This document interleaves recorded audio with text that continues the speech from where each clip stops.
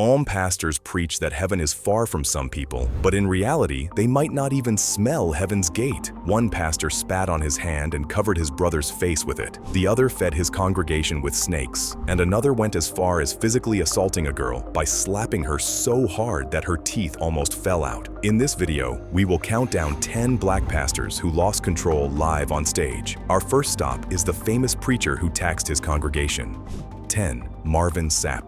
The year was 2023, and what should have been a high-energy Pentecostal Assemblies of the World (PAW) convention service turned into one of the most talked-about viral church clips of the decade. Gospel legend Marvin Sapp, known worldwide for hits like Never Would Have Made It, was at the podium, not as an artist, but as a bishop calling for sacrificial giving. At first, it was standard fundraising. He called on the audience of thousands in person and online to dig deep. But then came the line that would follow him everywhere. Close the doors.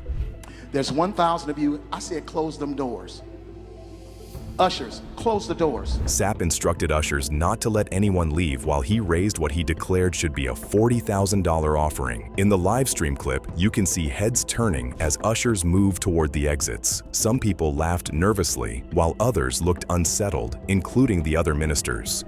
Giving what I'm about to challenge you all to do will be $20,000. To make matters worse, he broke it down into tiers of giving, $1,000 per person from at least 40 people. Then, shifting gears, he called on every single attendee to give at least $20, $1,000 on the floor and $1,000 online. His tone grew intense, firm, insistent. On stage, it was a command. Online, it was a bomb. The clip spread like wildfire across TikTok, Twitter, and Facebook Reels, with captions accusing Sapp of holding worshipers hostage. Bags over that money. I grew up in the black church, the Black Baptist church. Memes compared the church service to a stick-up. Think pieces were written about manipulation and money culture in megachurches. Facing backlash, Sapp took to social media to deny that he intended coercion. He tried explaining that the narratives spreading across the media were wrong, but it was too late. The damage was done. And shared that, I was trying to raise $40,000 for myself, that it was for our church, but none of that is true, and no one was kept in there against their will. Everybody that was there because they wanted to be there. To many, the optics were unshakable. A gospel star turned bishop, literally ordering doors shut while calling for tens of thousands of dollars. Supporters defended him, saying high fundraising was normal at such conventions. Critics called it spiritual strong-arming. 9. Carlton Funderburk. In August 2022, Kansas City pastor Carlton Funderburk of the Church at the Well shocked the internet with a fiery rebuke aimed squarely at his congregation. During a live-streamed sermon, his frustration boiled over as he berated members for failing to honor him with what he thought he deserved. His words were unforgettable. "That's how I know you're still poor, broke, busted, and disgusted because of how y'all been honoring me." See, that's how I know you still poor, broke, busted, and disgusted, because of how you've been honoring me. We know this means, in other words, you're broke because you didn't buy me a common watch. Imagine you're seated beautifully in church and your pastor says this. Would you stand up and leave, or you'd sit and allow him to gaslight you for looking good? Well, the rant continued for several minutes. He reminded the church that he had requested the watch a year earlier and still had not received it. You can buy a Movado watch in Sam's. Yes, you can. Yes, you can. And y'all know I asked for one last year. Here it is the whole way in August. I still ain't got it. Y'all ain't. While a few in the congregation chuckled nervously, others sat in stunned silence. The disconnect between pulpit and pew was jarring. The footage spread like wildfire. Social media mocked the sermon. Memes popped up comparing him to a diva pastor. National outlets like NBC and the Kansas City Star picked it up, framing it as an example of prosperity preaching gone haywire. The backlash was swift enough that within days, Funderburk posted a video apology. I apologize to all who have been hurt, angered, or in any way damaged by my word. He acknowledged his comments were inexcusable and had come from a place of arrogance. He told viewers, "No context could erase the words I used." No context could erase the words I used. Yet the damage was already done. For many, the rant epitomized what critics say is wrong with certain strands of prosperity preaching. Pastors presenting themselves as entitled to luxury items at the expense of their flock. Even though Funderburk tried to walk it back, his viral outburst outburst ensured that he would forever be remembered as the Movado watch pastor. If you thought a pastor demanding a luxury watch from his members was shocking, wait until you hear about the preacher who let loose with a stream of cuss words from the pulpit and actually built his brand on it. 8. Thaddeus Matthews.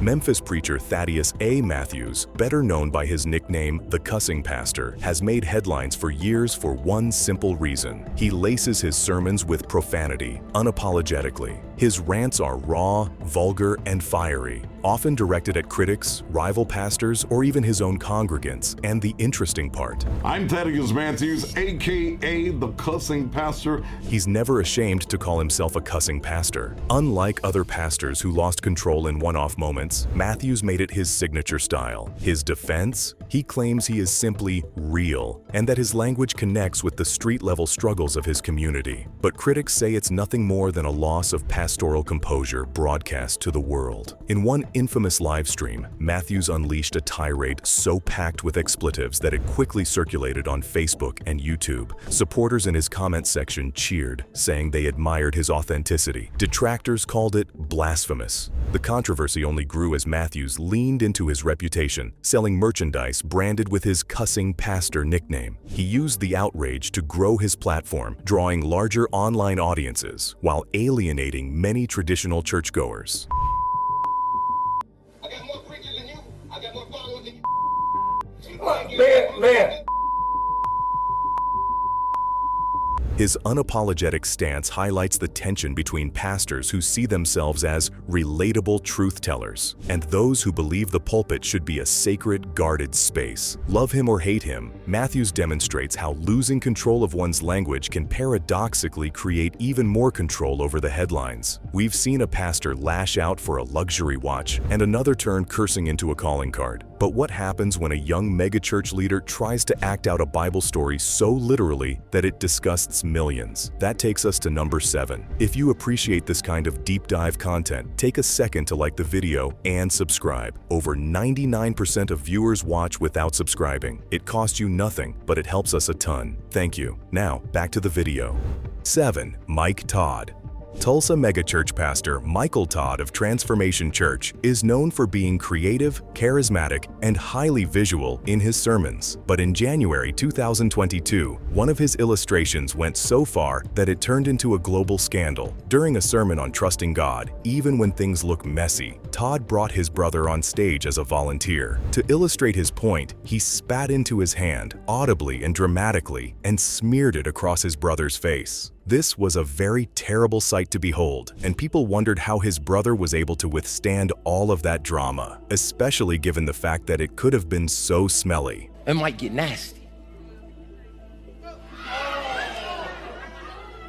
The congregation let out a collective groan. Some covered their mouths, others laughed nervously. But online, the reaction was swift and brutal. The clip went viral on Twitter, Instagram, and TikTok, where it was viewed millions of times within hours. Memes exploded with hilarious captions. The backlash was so intense that Todd released an apology video the next day. He admitted, "That was disgusting. I crossed the line," while he defended his intent, showing that receiving vision from God can be unpleasant. He acknowledged that his method overshadowed the message. I watched it back and it was disgusting. Like, that was gross. I want to validate everybody's feelings. That was a distraction to what. When asked how he handled the controversy and media debate, he said it was God's way of pruning him in front of everybody. He went ahead to say the spit thing was blown out of context. All the spit hitting the fan was, all of the other controversies were, that was God's way of pruning me in front of everybody. So that, not because I was doing bad. What made this moment so unforgettable wasn't just the act itself, but the timing. In the middle of a global pandemic, when health and hygiene were top of mind, seeing spit rubbed across someone's face struck audiences as tone deaf. Still, the controversy didn't destroy his ministry. Transformation Church continued to grow, but the spit sermon remains a cautionary tale. Even pastors with the best intentions can lose control of the stage, letting shock eclipse scripture. We just saw a pastor go viral for spitting on stage, but the next one takes it even further. Imagine a preacher physically striking a teenage girl at the altar, in front of a whole congregation. It's shocking. 6. Bishop David Oyedepo. In 2011, during a packed service at Winners Chapel in Nigeria, Bishop David Oyedepo, one of Africa's most prominent pastors, was confronted with a teenage girl who approached the altar. She told him she was a witch for Jesus. Oyedepo's reaction stunned many. He raised his hand and slapped the girl across the face, declaring that she was delivered from evil. Foul devil! Devil! Devil! The congregation's reaction was a mix of applause and shock. Some cheered while others sat frozen. The clip soon spread online, where it ignited outrage across Nigeria and internationally. Critics accused Oyedepo of abuse, while his supporters defended it as a spiritual act of deliverance. And what is your trouble? Because I slapped the witch and the witch came to apologize. What's your problem? The fallout was immense. Newspapers, television stations, and human rights organizations condemned the act. The girl later came forward to say she had forgiven Oyedepo, but the controversy refused to die. Even years later, the slap video resurfaces whenever debates about pastoral power and accountability arise. What makes this moment so infamous is not just the act itself, but the stature of the man involved. Oyedepo isn't a fringe preacher. He leads one of the largest churches on earth with millions of followers and massive wealth. Yet in that instant, he appeared to lose control, lashing out physically in a way that contradicted his message of love and redemption. For his supporters, it was a necessary act of authority. For critics, it was proof that unchecked power on stage can lead to abuse. Either way, the slap has gone down as one of the most controversial moments in modern church history. If you thought a bishop slapping a teenager in church was shocking, just wait until you hear about the flashy Brooklyn preacher who lost his cool and grabbed a woman by the neck during a live-streamed sermon. Before we go into the top 5, which of these pastors have shocked you, and which do you think is missing? Let us know in the comments. 5. Bishop Lamore Whitehead. Brooklyn's flamboyant Bishop Lamore Whitehead has been in the headlines for years, from his lavish lifestyle to his flashy sermons. But in September 2022, he created a viral storm after physically confronting a woman during a live-stream service. Whitehead was mid-sermon at Leaders of Tomorrow International Ministries when a woman walked toward the front of the church. On camera, Whitehead suddenly grabbed her by the back of the neck and shoved her away. The congregation gasped as the live stream kept rolling. Bitches!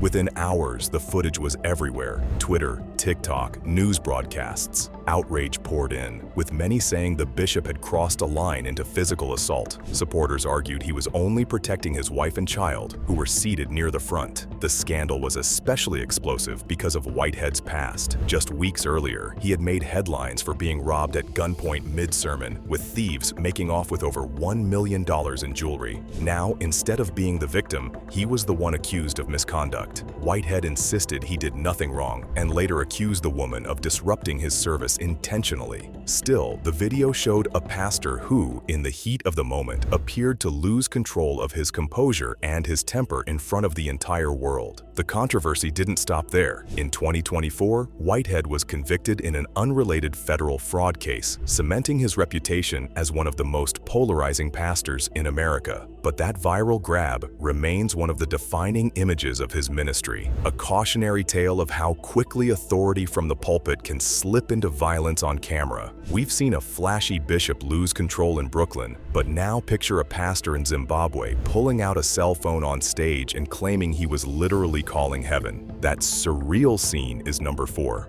4. Paul Sanyangore.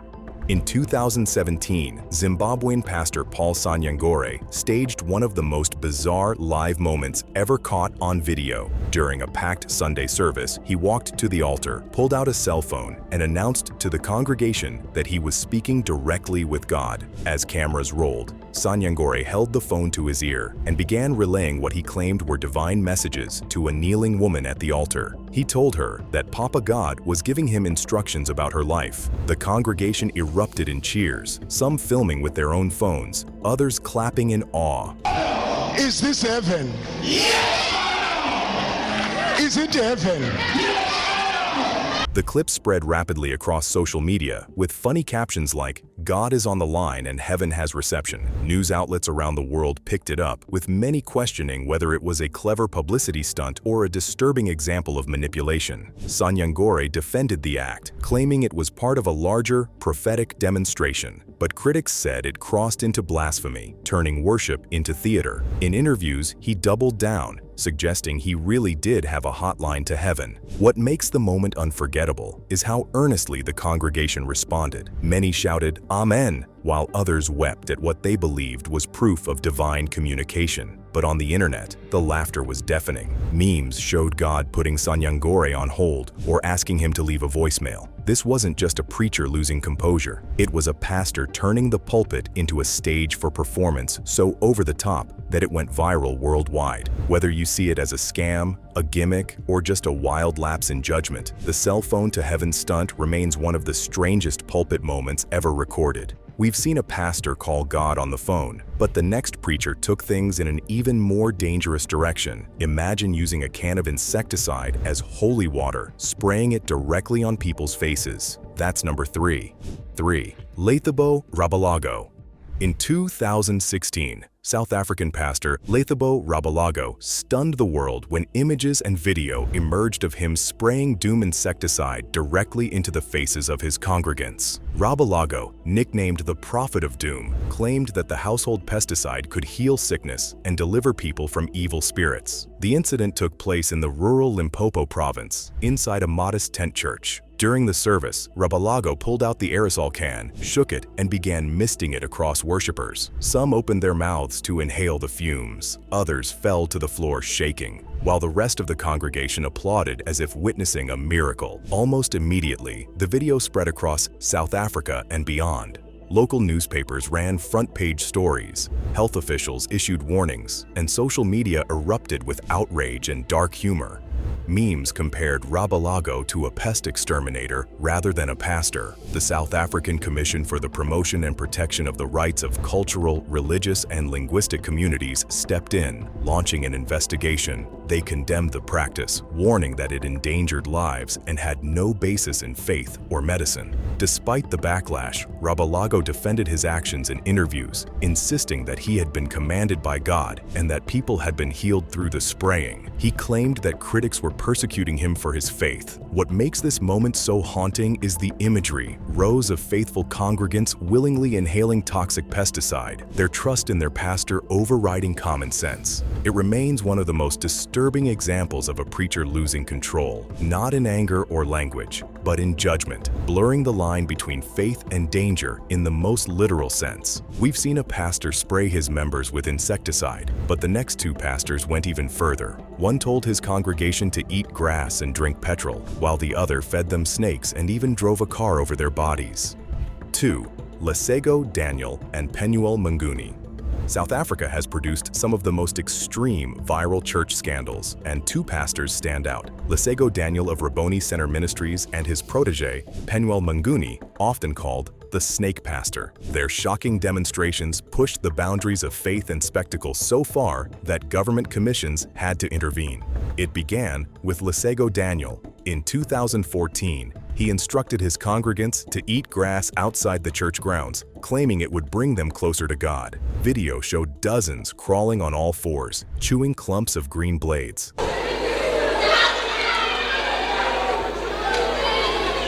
The following year, he took it further, giving worshippers bottles of petrol to drink, promising that the fuel would supernaturally transform into sweet juice inside their stomachs. Wait. Is it nice? How does it taste like? It's sweet. Is it sweet? But it was Daniel's follower, Penuel Manguni, who escalated things even more. Nicknamed the Snake Pastor, he made headlines for feeding congregants live snakes and rats, insisting that their faith would protect them. In another shocking stunt, he had people lie on the ground while he drove a car over their bodies, claiming they would be unharmed. The public backlash was intense. South Africa's Commission for Religious Rights summoned both men for questioning, warning that their practices endangered lives. International media mocked the incidents, turning them into cautionary tales of cult-like behavior. Both pastors defended their actions, insisting that faith justified the extreme demonstrations. But for many, these moments were clear signs of leaders losing all pastoral restraint, chasing viral notoriety at the expense of human dignity and safety. We've seen pastors tell people to eat grass and drink fuel, but the most infamous pulpit meltdown of all time still lies ahead. At number 1, we have a pastor who performed a so-called resurrection that fooled thousands until the truth unraveled before the world's eyes. 1. Alf Lukau. Few viral church scandals have traveled as far and wide as the so-called resurrection miracle staged in 2019 by Pastor Alf Lukau of Alleluia Ministries International in Johannesburg, South Africa. What began as a carefully choreographed display of supernatural power quickly spiraled into one of the most embarrassing exposures of a modern pastor losing control of his stage and his reputation. During a Sunday service, a white hearse pulled up to the church. Pallbearers carried in a coffin containing what was presented as a dead man, later identified as Elliot. The congregation gathered close, cameras in hand, as Lukau stood over the casket. With dramatic music swelling in the background, Lukau prayed, gestured forcefully, and shouted commands of life. Suddenly, the corpse sat up, mouth agape, and the crowd erupted. For a few hours, it seemed like a global miracle. Social media is flooded with praise. Clips spread across Africa, Latin America, and beyond. But then the cracks appeared. Funeral homes involved in transporting the coffin went on record saying they had been misled. Local media dug into the story, uncovering evidence that the man had never been dead in the first place. The scandal snowballed. Businesses threatened lawsuits.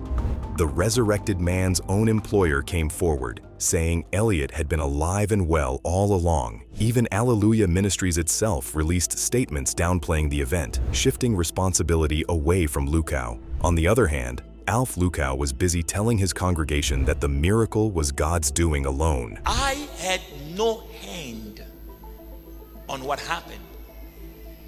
We were all here. What made this moment so powerful and so damaging was how completely the congregation had bought in. Their cheers, their tears, and their ecstatic belief were genuine. For a fleeting moment, Lukau had total control of the room. But when the truth emerged, it wasn't just a PR crisis, it was a spiritual betrayal. The incident triggered national debates about fake miracles, accountability, and the exploitation of faith.